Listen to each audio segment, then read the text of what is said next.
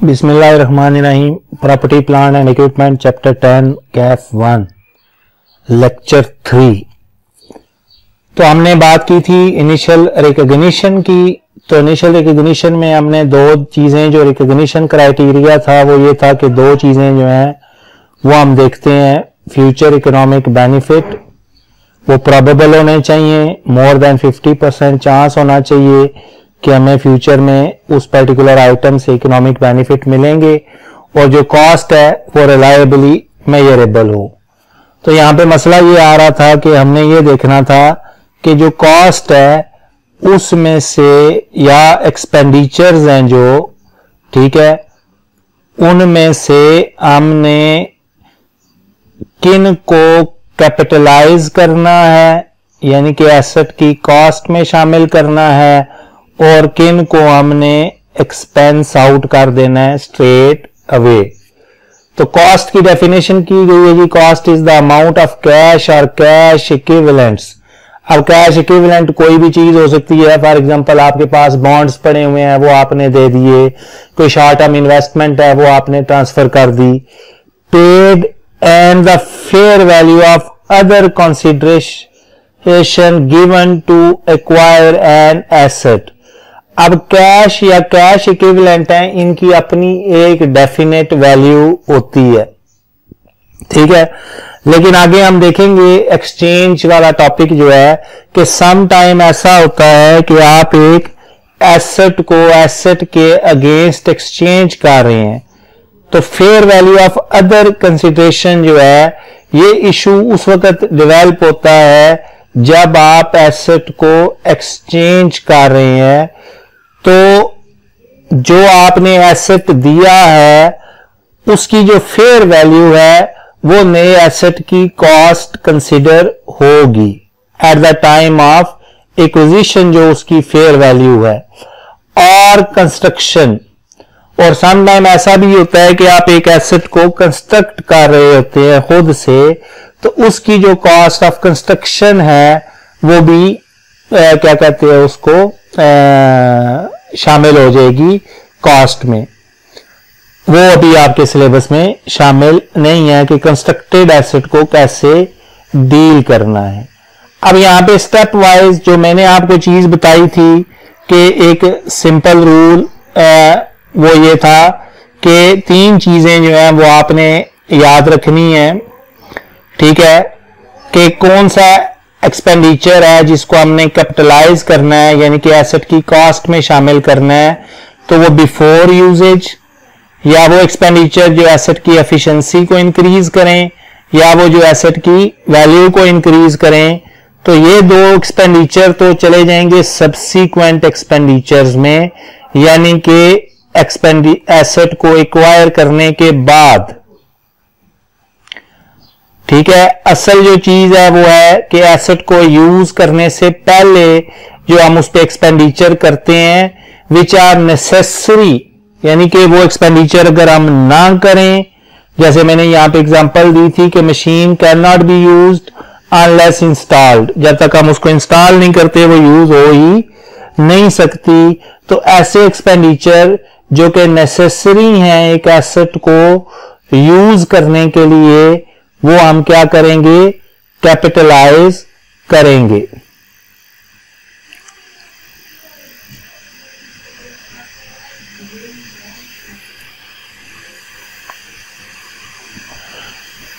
तो अब यहां पे सबसे पहली चीज तो ये है जी कि उसकी जो परचेज प्राइस है वो तो सीधी सीधी कॉस्ट ऑफ एसेट में आएगी after any trade discount and rebate, ठीक है। ये आपने जर्नल एंट्रीज के राज से वैसे भी याद रखना है कि जो लिस्ट प्राइस होती है, ठीक है, उसमें से आप क्या करते हैं, ट्रेड डिस्काउंट को माइनस कर देते हैं। अब ट्रेड डिस्काउंट बेसिकली क्या है, वो डिस्काउंट जो आपको बार्गेनिंग के बाद मिला, या कोई स्पेशल इंसेंटिव जो आपको सेलर ने दिया at the time of purchase, not at the time of payment. जिस टाइम आपने एसेट परचेज किया, ट्रेड डिस्काउंट कब मिलता है, एट टाइम ऑफ परचेज, क्योंकि अभी हम एसेट परचेज कर रहे हैं तो हम उसी की बात करेंगे सेल की बात नहीं कर रहे। तो एट टाइम ऑफ परचेज जो है वो ट्रेड डिस्काउंट मिलता है, यानी कि एक चीज 1000 रुपए की है, वो आपको उसने दे ही 800 की दी, तो इसका मतलब है 200 ट्रेड डिस्काउंट है। तो अगर लिस्ट प्राइस 1000 और ट्रेड डिस्काउंट 200 सेपरेटली मेंशन है, तो वो आप उसमें से माइनस करेंगे तो 800 परचेज प्राइस होगी, और उसमें आप इंपोर्ट टैक्सेस और non refundable sales tax add करेंगे।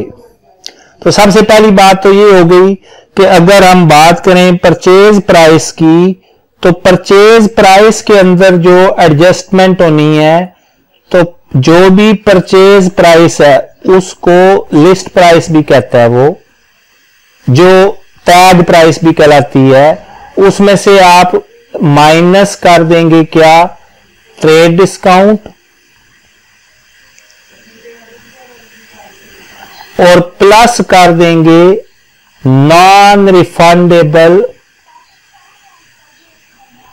नॉन रिफंडेबल का मतलब ये है कि ये आपको वापस नहीं मिलने, non refundable tax and duties. अब वो टैक्स जिस तरह का भी हो, ड्यूटी जिस तरह की भी हो, अगर वो नॉन रिफंडेबल है तो वो परचेज प्राइस जो लिस्ट प्राइस है उसमें ऐड हो जाएगी।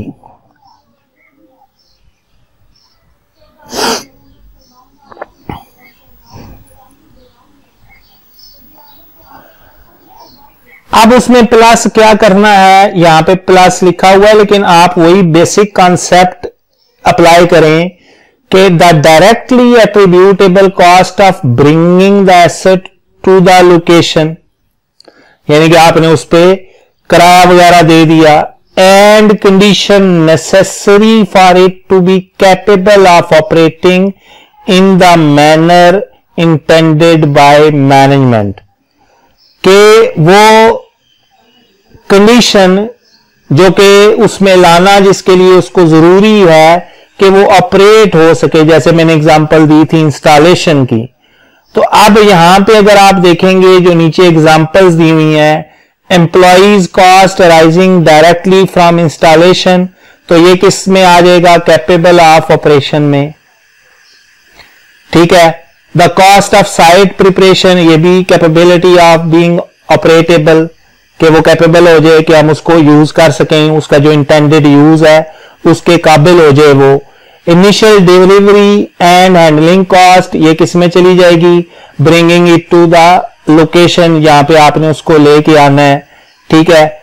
Installation and assembly cost, testing cost, ठीक है। ये सारी वो चीजें हैं जो बिफोर यूजेज में आ रही हैं, इंटेंडेड यूजेज, ठीक है। यहां पे एक पॉइंट याद रखना है कि टेस्टिंग कॉस्ट में अगर कोई प्रोडक्ट बन रही है, ठीक है, तो सेल प्राइस ऑफ आइटम्स जो है टेस्टिंग में जो प्रोड्यूस हुए हैं उनकी जो, अगर हमने उन आइटम्स को सेल कर दिया है तो उसकी सेल प्राइस को आप टेस्टिंग कॉस्ट में से माइनस कर देंगे। Professional fee such as architect and surveyor fee, ठीक है। ये सारी वो चीजें हैं जो बिफोर यूजेज आ रही हैं। अब एक और पॉइंट है जो आप आगे FAR 1 में, FAR 2 में ज्यादा डिटेल में पढ़ेंगे, वो है उसकी डिसमेंटलिंग कॉस्ट किसी भी एसेट की। सम टाइम ऐसा होता है कि आप एक जमीन लेते हैं लीज पे, 90 साल की लीज पे ले ली, 100 साल की लीज पे ले ली, और उस पे आपने बिल्डिंग बनाई, लेकिन बाद में जब आपने लीज पूरी होनी है तो आपने उस जमीन को बराबर करके वापस उसकी ओरिजिनल शेप में देना है, यानी कि वहां से आपके जितने भी एसेट्स हैं उनको वहां से आपने डिसमेंटल करना है, रिमूव करना है। तो उस डिसमेंटलिंग कॉस्ट को आप एसेट की कॉस्ट में शामिल कर देते हैं, अगर वो आपकी ऑब्लिगेशन है, आपकी लायबिलिटी है, आपने हर सूरत पे करनी है, ठीक है जी। तो डिसमेंटलिंग कॉस्ट उसकी ये पूरा एक टॉपिक है, लेकिन वो आप आगे जाके शायद FAR 1 में जाके आप उसको डिटेल में देखेंगे। अब यहां पे देखेंगे उसने एक example they the, list price of the machine, और उसमें ट्रेड डिस्काउंट है, तो मैंने क्या बताया, ट्रेड डिस्काउंट माइनस हो जाएगा, डिलीवरी कॉस्ट ऐड हो जाएगी, इंस्टॉलेशन कॉस्ट ऐड हो जाएगी, cost of site preparation add हो जाएगी, आर्किटेक्ट्स फी ऐड हो जाएगी, एडमिनिस्ट्रेटिव एक्सपेंस। ये इंपॉर्टेंट चीज है, इसको आपने याद रखना है कि अगर ये इंक्रीमेंटल है, यानी कि जो बंदा जो एडमिनिस्ट्रेशन को देख रहा है, जो इस इंस्टॉलेशन प्रोसेस को देख रहा है, उसको हम कोई एडिशनल पेमेंट कर रहे हैं, क्या कर रहे हैं, एडिशनल पेमेंट कर रहे हैं, तो इन दैट केस इसको आपने कैपिटलाइज करना है। लेकिन अगर ये फिक्स्ड है, यानी कि उसी सैलरी में जस्ट आपने उसको कहा कि चलो बाकी काम आप छोड़ो, आप ये इंस्टॉलेशन प्रोसेस को जो है वो जरा चेक कर लो, तो ये अगर फिक्स्ड है तो फिर आप ऐड नहीं करेंगे। इसका बेहतर ऑप्शन ये होता है, यहां पे एडमिन एक्सपेंस जो है वो मेंशन नहीं है कि वो इंक्रीमेंटल है या फिक्स्ड है, तो नॉर्मली ये फिक्स्ड ही होते हैं। लेकिन इससे बेहतर ये होता है कि जो चीज क्लियर नहीं है तो आप नीचे नोट लिख दें कि एग्जामिनर को ये पता चल जाए कि आपका कॉन्सेप्ट जो है वो क्लियर है। तो परचेज प्राइस में से ट्रेड डिस्काउंट माइनस हुआ, डिलीवरी कॉस्ट, इंस्टॉलेशन कॉस्ट। अच्छा जी, एक चीज और, the company has recognised the liability of ₹2,50,000 respect of the expected clearance cost. ये बेसिकली क्या हुआ था, लोकल गवर्नमेंट ऑफिशियल्स ने उनको इजाजत दी थी कि ठीक है आप यहाँ पे बिल्डिंग बना लें या जो कुछ भी करना है अपना एसेट्स वगैरह, लेकिन बाद में आपने इसको रिमूव करना है और उस पे उनकी कॉस्ट आनी है डिसमेंटलिंग कॉस्ट 2,50,000। तो वो जो 2,50,000 है, डी कमीशनिंग कॉस्ट भी कहते हैं इसको, डिसमेंटलिंग कॉस्ट भी कहते हैं, रिमूवल कॉस्ट भी कहते हैं, तो वो 2,50,000 भी कॉस्ट ऑफ एसेट में ऐड कर दिया। तो ये तो एक बेसिक बात हो गई कि हमने कौन से एक्सपेंडिचर्स जो हैं उनको कैपिटलाइज करना है। ठीक है, अब आ गया अगेन विदाउट एडिंग, कोई चीज यहां पे बताई नहीं गई कि क्या चीज एक्सप्लेन हो रही है। तो यहां पे बेसिकली बात हो रही है लैंड की, कि अगर आप लैंड एक्वायर कर रहे हैं तो certain cost are necessary and should be part of the cost of land. These cost include cost of the land, again वही बात है, title and legal fee, site preparation cost like grading and draining and survey cost ETC। तो ये सारी वही हैं जो intended use से पहले की कॉस्ट है, बिफोर यूजिंग है। All of these costs may be considered necessary to get the land ready for its intended use. Some costs are land improvements. This asset category includes the cost of parking lots, sidewalks, landscaping, irrigation system. अब यहां पे ये बात याद रखनी है कि दो चीजें हो गई, एक है लैंड, एक है लैंड इंप्रूवमेंट्स।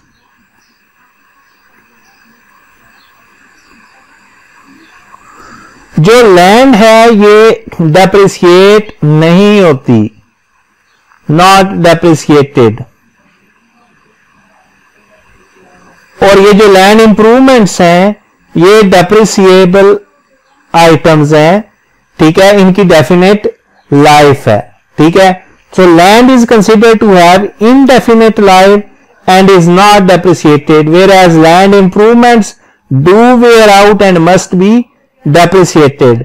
तो अब आपने क्या करना है, लैंड एंड लैंड इंप्रूवमेंट्स, इसमें लैंड इंप्रूवमेंट में इवन अगर आप उसके ऊपर बिल्डिंग बना रहे हैं, ठीक है, तो आगे जब आप फाइनल अकाउंट के क्वेश्चंस देखेंगे तो वो अक्सर इस तरह से दे देता है लैंड एंड बिल्डिंग। तो लैंड एंड बिल्डिंग को जो है वो आपने सेपरेट करना है। लैंड की वैल्यू अलग पता होनी चाहिए आपको, बिल्डिंग की वैल्यू जो है वो अलग पता होनी चाहिए। बिल्डिंग डेप्रिसिएट होगी, लैंड डेप्रिसिएट नहीं होगी। तो एक तो इस पूरे पैराग्राफ में बेसिकली हम बात कर रहे हैं किसकी, लैंड एंड बिल्डिंग की या लैंड एंड लैंड इंप्रूवमेंट्स की। अब आगे जो है वो आ रहा है कि day to day servicing of an asset जो है वो हम कॉस्ट ऑफ एसेट में शामिल नहीं करते। डे टू डे सर्विसिंग है, जैसे हमने उसको एसेट को सफाई वगैरह कर दी, उसका जो मोबाइल है वो चेंज कर दिया, ठीक है। नॉर्मल रूटीन के जो रिपेयर्स हैं, ठीक है, वो हम एसेट की कॉस्ट में शामिल नहीं करते। Cost are no longer recognised when the item is ready for use. अब जब एसेट यूज होना शुरू हो गया है तो उसके बाद अगर हमने कोई साइट में फर्दर कोई छोटी मोटी अमेंडमेंट्स वगैरह की हैं तो उनको हम एसेट की कॉस्ट में शामिल नहीं करेंगे, क्योंकि अब एसेट यूज होना शुरू हो गया है, उसने रेवेन्यू जनरेट करना शुरू कर दिया है। तो according to matching concepts, matching principle, हम क्या करेंगे, रेवेन्यू के अगेंस्ट उस एक्सपेंस को मैच कर देंगे, ठीक है, और उसे वो प्रॉफिट पे फर्क डालेगा स्ट्रेट अवे। फिर उसने कुछ एग्जांपल्स दे दी कि वो cost expenses of cost that are not cost of an item of property plant and equipment, cost of operating a new facility, ठीक है। मतलब आपने कोई नया ऑफिस बनाया है तो उसको ऑपरेट करने की जो कॉस्ट है वो एसेट की कॉस्ट में शामिल नहीं होगी। उसका जो बिजली का बिल है, ठीक है, वहां पे आपने कोई चौकीदार रख दिया है तो ये इसका मतलब ये नहीं है कि उसकी चौकीदार की जो सैलरी है वो भी आप एसेट की कॉस्ट में शामिल करना शुरू कर दें। Cost of introducing a new product और सर्विस, अब जब प्रोडक्ट बनना शुरू हो गई, ठीक है, वो लॉन्च हो गई तो अब बेनिफिट मिलना शुरू हो गए, तो अब जो आपका कॉस्ट है वो बिफोर यूजेज नहीं है, आफ्टर यूजेज है, तो उसको आप एक्सपेंस ट्रीट करेंगे। Cost of conducting business in a new location और with new class of customer, तो ये तो रूटीन की बात है कि आपका जो बिजनेस वगैरह को रन करने के लिए जो आपकी कॉस्ट है वो एक्सपेंस ही ट्रीट होती है। एडमिन एंड जनरल ओवरहेड्स हैं, एक्सपेंस ट्रीट होता है। Interest paid to finance the purchase of property, ठीक है, अगर वो कंस्ट्रक्ट हो रहा है, ठीक है, यहां पे याद रखना है ये पॉइंट, डिटेल में आप यहां पे नहीं डिस्कस कर रहे हैं, ठीक है, लेकिन अगर एसेट अंडर कंस्ट्रक्शन है, एक्टिव कंस्ट्रक्शन है, तो इंटरेस्ट कैपिटलाइज होगा। तो यहां पे ये बात डिफरेंस रखना है कि interest on purchased asset is capitalised, expensed out, और interest on asset under interest on asset, ये इंटरेस्ट बेसिकली थोड़ा सा चले मैं इसको मजीद बेहतर कर देता हूं। Interest on loan taken to construct an asset is capitalized until asset is under construction। जब तक एसेट कंस्ट्रक्ट होता रहेगा आप क्या करेंगे, उस पे जो इंटरेस्ट पे कर रहे हैं, ये इंटरेस्ट आप उस लोन पे कर रहे हैं जो आपने लिया है एसेट को कंस्ट्रक्ट करने के लिए। लेकिन interest on loan taken to purchase asset is expensed out, उसको आप एक्सपेंस आउट कर देंगे, एक्सपेंस ट्रीट करेंगे। क्लियर हो गया जी ये पॉइंट।